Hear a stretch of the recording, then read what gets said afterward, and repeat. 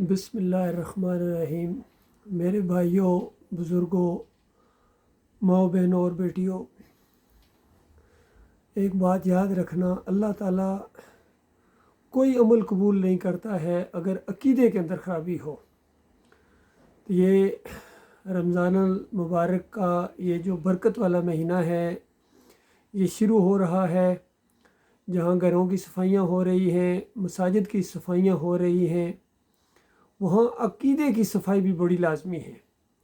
اپنی مساجد کے اندر سے صفائی کرو اور شرک کے ہر سمبل کو، ہر نشانی کو بالکل کھرچ کر علیحدہ کر دو، کیونکہ میں نے اپنی آنکھوں سے دیکھا ہے کتنی مساجد کے اندر ایک طرف یا اللہ لکھا ہوتا ہے اور بالکل مقابلے میں یا رسول اللہ، یا کہیں اس طرح یا اللہ اور یا محمد لکھا ہوتا ہے، یا کسی مسجد میں بیت اللہ کی ایک طرف وہ کیلنڈر کے اوپر تصویر بنی ہوتی ہے اور بالکل مقابلے میں گنبد بنا ہوتا ہے۔ یہ ساری شرک کی نشانیاں ہیں، ان سے مساجد کو پاک کرو۔ اگر کسی مسجد کے اندر کوئی قبر بنی ہوئی ہے، اس قبر کو وہاں مسجد سے نکالو اور قبرستان میں شفٹ کرو۔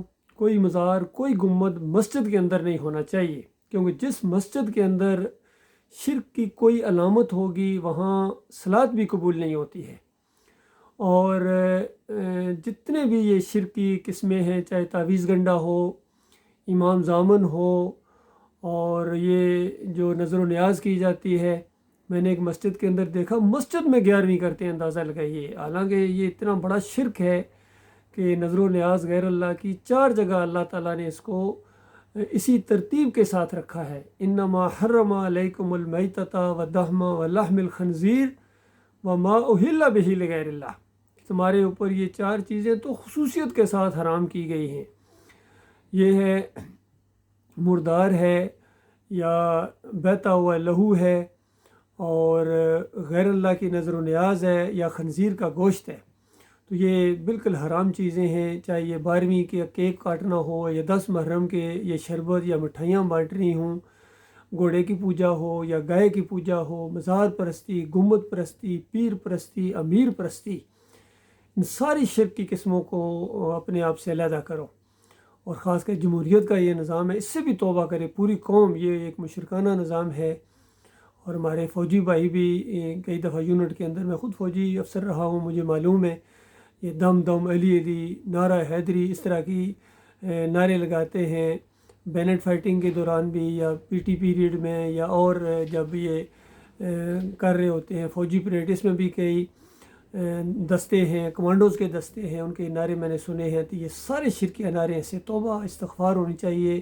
پھر کسی مسلک کے ساتھ کوئی تعلق نہیں ہونا چاہیے۔ یہ جتنے مسلک ہیں، کوئی بریلوی ہے، کوئی دیوبندی ہے، کوئی اہل حدیث ہے، سلفی ہے، اور کوئی حنفی ہے، کوئی حنیفی ہے، یہ جتنے ہیں ان کے ساتھ بالکل ذرہ برابر جو ہے یہ تعلق نہیں ہونا چاہیے، تب آپ کے یہ صوم اور یہ جو روزے ہیں قبول ہوں گے۔ اسی طرح امام کے لیے جہاں صحیح عقیدہ ہونا ضروری ہے، وہاں وہ اجرت نہ لیتا ہو۔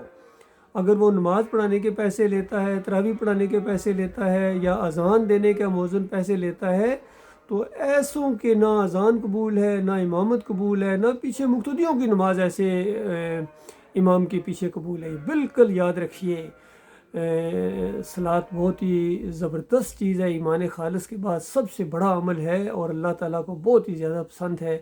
اور یہ صوم تو بہت ہی زیادہ اللہ تعالیٰ کا قرب حاصل کرنے کا ایک سال بعد آتا ہے، اور پچھلے تمام گناہ معاف کر دیے جاتے ہیں۔ کس کے؟ جس کا ایمان صحیح ہو۔ یاد رکھیے، ایمان و احتساب کہا گیا ہر جگہ۔ تو اگر ایمان کے اندر خرابی ہے، اللہ کے علاوہ کسی اور کو پکارتے ہو، یا علی مدد، یا رسول مدد، یا غوث مدد کی پکاریں لگتی ہیں، یا داتا، یا محی الدین چشتی پار لگا دے کشتی، یا علی مدد، بری بری امام بری، میری کھوٹی قسمت کرو کھری، اگر یہ نعرے لگا رہے ہو تو پھر تمہارے اوپر نہ صوم فرض ہے، نہ تراویح، نہ صلاۃ، نہ عمرہ، نہ حج، کوئی عمل اللہ کی طرف سے آپ کے اوپر نہیں ہے۔ یقین کی یہ سارے عمل برباد ہیں۔ لہٰذا یہ بڑی میں ہمدردی کے ساتھ اپنے بھائیوں بہنوں کو، اور جہاں جہاں تک یہ میری آواز پہنچے، اس کو اور آگے فارورڈ کرو، تاکہ ہر کان تک یہ بات پہنچے، پوری دنیا تک یہ بات پہنچے کہ دیکھو، اللہ کے ساتھ کسی کو شریک نہ ٹھہراؤ۔ تمام انبیاء نے یہی دعوت دی ہے، اللہ کے بندو۔ کسی نبی نے یہ نہیں کہا ہے کہ مجھے سجدے کرو، مجھے پکارو، میری نظر و نیاز کرو۔ کسی نبی نے نہ کسی دوسرے نبی کو سجدہ کیا ہے، نہ رکوع کیا ہے، نہ کسی کو مدد کے لیے پکارا ہے، نہ کسی کی نظر و نیاز کی ہے۔ سب نبیوں نے اور رسولوں نے اور سب کتابوں میں ایک ہی پیغام ہے، ان اعبدوا اللہ واجتنبوا الطاغوت۔ یہ پیغام ہے میرے بھائیوں، مانو گے اپنا بھلا کرو گے، اور نہیں مانو گے تو یاد رکھنا ہمیشہ ہمیشہ کی آگ کے اندر رہنا پڑے گا، خون اور پیپ کی وادیوں کے اندر۔ وہاں بڑا خوفناک قسم کا عذاب ہے، یقین کیجئے۔ اور دوسری طرف جو زبردست قسم کی جنت ہے، اس سے محروم رہ جاؤ گے، اپنے اکابرین کے ساتھ، اپنے بڑوں کے ساتھ، اپنے قائدین کے ساتھ ہمیشہ کی آگ میں رہنا پڑے گا۔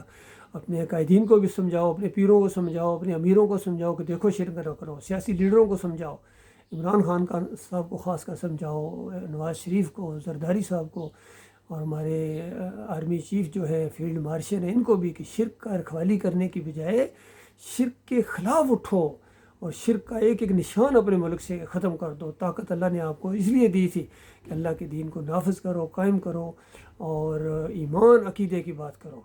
اور اگر یہ بات نہیں کرتے ہو تو یاد رکھنا آپ سے پہلے بڑے بڑے طاقتور آئے ہیں، اور یہ ٹائم انہوں نے ضائع کر دیا۔ سب کو موقع ملتا ہے، اللہ تعالیٰ کی طرف سے موقع ملتا ہے۔ اللہ تعالیٰ اس سے پورا فائدہ اٹھانے کی توفیق عطا فرمائے۔